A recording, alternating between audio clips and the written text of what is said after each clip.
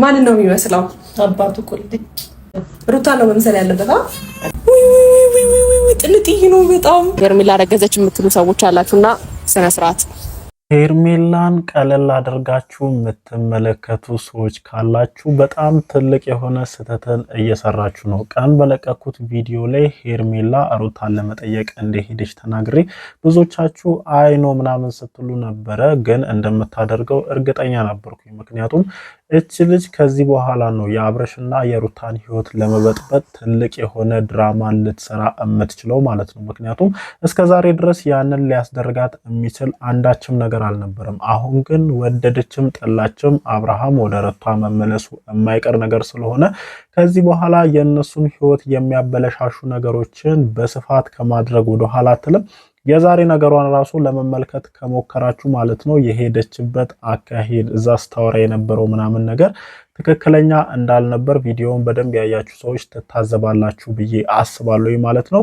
ሄርሜላ በፍጹም ቀላል ሰው አይደለችም፣ ወይም እናንተ እዚህ ሚዲያ ላይ እንደምታዩት አይነት ሰው አይደለችም። የፈለገችውን ነገር ለማድረግ ማንኛውንም አይነት ነገር ከማድረግ ወደኋላ አትልም። የዛሬው ቪዲዮ ደግሞ ለዚህ በቂ ምስክር ነው ብዬ አስባለሁ። ምክንያቱም ሼማን ውጣ እንደዛ ስንት ነገር ያደረገቻትን ሩታ ህይወቷን ምስቅልቅሏን ያወጣችለትን ሩታን ለማየት ሄዳለች ማለት ነው። በእርግጥ እኔ ጥሩ ነገር አድርጋ ወይም ጥሩ ጓደኝነት ኖሯት ቢሆን ምንም ማለት አይደለም። ግን በሷ ምክንያት ሩታ እንደዛ ስትሰቃይ፣ በሷ ምክንያት የአብርሃምና የሩታ ህይወት በዚህ ልክ ሲታመስ ቆይቶ ዛሬ ላይ አይኗን በጨው አጥባ ሩታን ለመጠየቅ የሄደች ልጅ ከዚህ በኋላ የነዚህ ልጆችን ትዳር ለማፍረስ ማንኛውንም አይነት ነገር ከማድረግ ወደ ኋላ እንደማትል በቂ ምስክር ነው። ቀን የቲክቶክ ስቶሪዋን ተመልክታችሁ ከሆነ ማለት ነው ጥቁር ለብሳ ቪዲዮ ለቃ ነበረ። ጥቁር አስለብሶ ቪዲዮ ሊያስለቅቃት የሚችል ምንም አይነት ሪዝን ወይም ምክንያት የላትም። ብዙዎቻችሁ ስቶሪ ቼክ ስላላደረጋችሁ ወይም ስቶሪውን የቱ ጋር እንደሚታይ ስላላወቃችሁን አይዶኖ አላቅም፣ ግን ብዙዎቻችሁ ኮመንት ላይም ስትጽፉልኝ ነበረ የቆየ ቪዲዮ ነው ስትሉኝ ነበረ። እኔ ግን ቪዲዮን ከመስራቴ ከ3 ሰዓት በፊት የተለቀቀ ቪዲዮ እንደሆነ ለብዙዎቻችሁ ምላሽ ሰጥቼ ነበር፣ ወይም ዛሬ የተለቀቀ ቪዲዮ መሆኑን አስረድቻችኋለሁ። ስቶሪ በ12 ሰዓት ልዩነት የሚጠፋው ወይም በ24 ሰዓት እሷ እንዳስቀመጠችው ማለት ነውና ሄዳችሁ አሁንም ቼክ ማድረግ ትችላላችሁ። ምክንያቱም 12 ሰዓት ወይም 24 ሰዓት ስላልሞላ ቪዲዮ ከስቶሪዋ ላይ ይጠፋል ብዬ አላስብም። ሄዳችሁ ቼክ ማድረግ ትችላላችሁ ማለት ነው። ለማንኛውም ግን ሄርሜላን ቀለል አድርጋችሁ የምታዩ ሰዎች ወይም ሄርሜላ አብርሃምና ሩታ ሰላም ሲፈጥሩ ዝም ብላ ትቀመጣለች የምትሉ ሰዎች ካላችሁ ትልቅ ስህተት እየሰራችሁ ነው ማለት ነው። ሰላም እንዴት ናችሁ ቤተሰቦች? ደህና ናችሁ ወይ? አለን እግዚአብሔር የተመሰገነ ይሁን። ዛሬም እንግዲህ ከመሸ ተመልሰን መጥተናል ማለት ነው። ብዙዎቻችን እኔም ቀን በለቀቁት ቪዲዮ ላይ ስናገር እንደነበረው የሄርሜላ ዝምታ ምንድን ነው? የምርጭ ልጅ አሁን አርፋ ልትቀመጥ ነው የሚለው ጉዳይ ብዙዎቻችንን ሲያነጋግር የነበረ ጉዳይ ነው። ምክንያቱም ከሄርሜላ ባህሪ አንጻር፣ ሄርሜላ ከምታደርጋቸው ነገሮች አንጻር ለየትኛውም ነገር ደንታ የሌላት ልጅ መሆኗን እስከዛሬ ድረስ በስፋት በደንብ አሳይተናለች፣ ለሁሉም አሳይታለች። እዚህ ጋር የሚወራው ነገር ማንም ተነስቶ ቢፈርጥ ማለት ነው አብረሽን ማግኘት ከፈለገች ወደ ኋላ ልትል እንደማትችል በደንብ አሳይተናለች።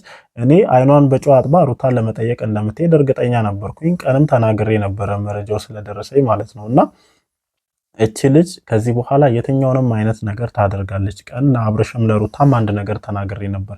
የህይወታችሁ ትልቅ ፈተና የሚጀምረው ከዚህ በኋላ ነው። አብርሃም በገዛ እጁ ባመጣቸው ስህተቶች ምክንያት ትልቅ ችግር ውስጥ ገብታችኋል። እቺ ልጅ እናንተ ሰላም ስትሆኑ በፍጹም ዳርቆ ማለት ትመለከት የምትችል አይነት ልጅ አይደለችም። ምክንያቱም በአጭር ጊዜ ውስጥ የአብርሽን ጓደኞች ጠቅልላ ወደ ራሷ የመለሰች፣ አብርሽን እንደዛ አጀዝባ ወደ ራሷ ያመጣችና የሩታን ህይወት በዚህ ልክ መስቀልቀል ያወጣች ልጅ አብርሃምና ሩታ ሰላም ሲሆኑ ዝም ብላ ከዳር ቆማ ትመለከታለች ብዬ በፍጹም እኔ አላስብም።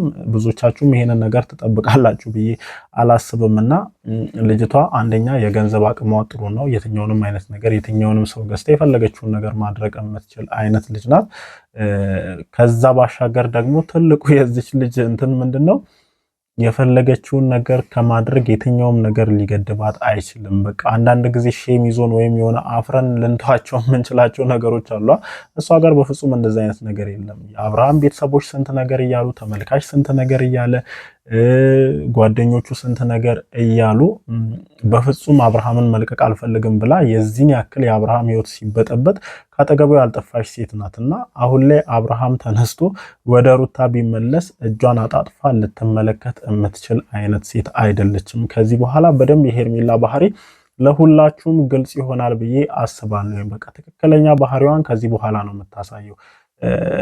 ዛሬ የለቀቀችው ቪዲዮ ላይ አይሚን የሆነ ነገር ተናግራለች። ነገ በዚህ ዙሪያ ሰፋ ያለ ነገር ለመስራት እሞክራለሁ። የመጀመሪያ ቦምቧን ለመጣል በደንብ ሬዲ ሆናለች ማለት ነው። አሁን ላይ ይህንን ነገር እንትን ብዬ እንትን ማለት አልፈልግም፣ ግን በምን ልትመጣ እንደምትችል በምን የአብርሽና የሩታን ህይወት ለመበጥበጥ እንደተዘጋጀች የሆነ ፍንጭ ሰጥታለች። ይህንን ነገር ሳላጣራ እዚህ ጋር ማውራት ስለማልፈልግ ነው። ግን ይህንን ነገር እርግጠኛ እንደሆንኩኝ ነገ ከዚህ ጋር የተያያዘ ቪዲዮ እሰራላችኋለሁ። ሁላችሁም ጠብቁ ማለት ነው።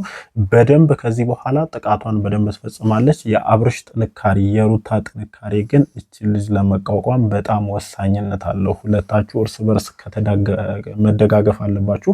አብርሽም ቢሆን ከዚህ በኋላ ከሷ ጋር ሊያስኮህን የሚችል ምንም አይነት ሪዝን ወይም ምንም አይነት ምክንያት የለም። እንግዲህ ይሄንን እንቁና ውድ የሆነ ነገር የሰጠችን ሚስትን ትተህ ከዚህ በኋላ ልክ ከዚህ በፊት እንደምታደርገው ሁሉ ከሩታ ከሄርሜላ ጋር ተመልሰ ሌሎች ነገሮችን ተከውናለህ ብዬ እኔ በፍጹም አልጠብቅም። በፍጹም ማለት ነው። አይምሮ ይሄንን ነገር ሊቀበል አይችልም። የብዙዎቻችሁ እንትን ይሄንን ነገር ሊቀበል አይችልም። ግን እኔ ካየሁት በጣም ነው የሚገርመኝ። በቃ ከዚህ በኋላ አብርሃም ተመልሶ ወደ ሄርሜላ ሄዶ ልክ ከዚህ በፊት ሲጃጃሉ እንደነበሩት የሚጃጃሉ ከሆነ እኔ እንጃ አብርሃም ላይ ያለኝ እምነት ሙሉ በሙሉ ዜሮ ይበላል ብዬ አስባለሁ ማለት ነውና እሱም ይሄንን ነገር ያደርጋል ብዬ አላስብም። ይሄንን አለማድረጉ ግን ሄርሜላን እጅግ በጣም ነው የሚያበሳጨው። ምክንያቱም ወደድንም ጠላንም እቺ ልጅ አፍቅረዋለች። ከዛም ባሻገር ብዙዎቻችን የምንፈራው አንድ ነገር አለ። እዛ ሰዓት ላይ የሆነ የተደረገ ነገር ሊኖር ይችላል። ምናልባትም የአብርሽን እንትን አስታ እንደዛ አይነት ነገሮችን ልታደርግ ትችላለች። ከዛ ውጪ ከአብርሽ ጋር ከሁለት ወር ያለፈ ጊዜ ምናምን አብረው ቆይቷል አይደለ? አይሚን 2 ወር ከዛም በላይ ሊሆናቸው ይችላል ብዬ አስባለሁኝና በእነዚህ ጊዜያቶች ውስጥ ይሄ ልጅ ምን ልታደርግ እንደምትችል ምን እንዳደረገች የምናውቀው ነገር የለም። በጣም ብዙ ፋይሎችን ይዛበት ሊሆን ይችላል።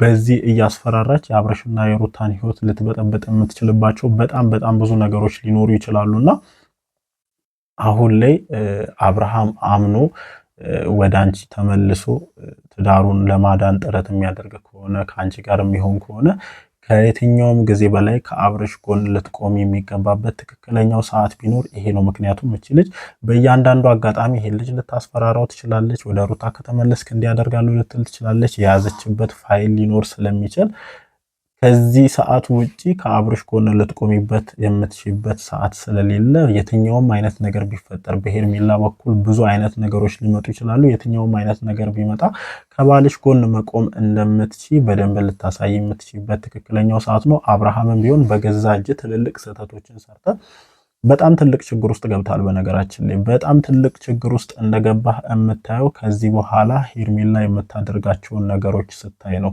በየዋህነት ይሁን በምን አይነት ነገር ይሁን አላቅም፣ እንደሚባለውም በእጅ ሰዓት ላይ በተሰራው ነገር ይሁን አላቅም፣ ትልቅ ችግር ውስጥ ገብታልና አሁን ይሄ ችግር በደንብ ጎልቶ የሚታየ ከዚህ በኋላ ሄርሜላ በምታደርጋቸው ነገሮች ነው። ቅድም እንዳልኳችሁ የሆነ ፍንጭ ሰጥታለች። ያስተዋላችሁ አስተውላችሁ ሊሆን ይችላል፣ ያላስተዋላችሁ ደግሞ ነገ ይሄንን ነገር እኔ በደንብ አጣርቼ ሙሉ ነገር ማመጣ ይሆናል። በደንብ ተሰሙታላችሁ ብዬ አስባለሁ ማለት ነው። ለማንኛውም ግን ሁላችሁም ሬዲ መሆን አለባችሁ። እቺ ልጅ አይኗን በጨው አጥባ የትኛውንም ነገር እንደምታደርግ ዛሬ ካደረገችው ነገር በደንብ መረዳት ችለናል። ምንም በቃ የሆነ ታውቃላችሁ እንደው እንዲያድርጋለሁ እንዲያሳዝኛታለሁ እንዲበድያታለሁ ወይም ብላ እንኳን የሆነ አላ የማፈር የሆነ በቃ ግዴታ ምናምን ሆኖባት አይደለም ሄደች ፍጥጥ ብላ ምናምን የሆነ ነገር ፍለጋ ሄደች ነው እንደው የሚመስለኝ። እግዚአብሔርን ነገሮችን ሳይ የሆነ ነገር ለመፈለግና ለመጣላት ሁሉ ምናምን ሄደች ነው የሚመስለውና ከዚህ በኋላ በጣም ሁላችሁም ጥንቃቄ ማድረግ መቻል አለባችሁ። እንጃ ብቻ እንዴት ትወጡት እንደሆነ አብረን የምናየው ይሆናል ማለት ነው። ጀስት ቤተሰብ ይሄ የኔ ሐሳብ ነው። እናንተስ ከሄርሜላ ጉዳይ ጋር ተያይዞ ምን አይነት ነገሮችን ታስባላችሁ? የምርች ልጅ በቀላሉ አብርሃምን ምትተው ይመስላል ብላችሁ ታስባላችሁ? እናንተ የሚሰማችሁን ነገር ኮሜንት ሴክሽናችን ላይ አስፍሩልኝ። እወዳችኋለሁ። ነገ ባልኳችሁ መረጃ ተመልሼ አገኛችኋለሁ። ይመቻችሁ።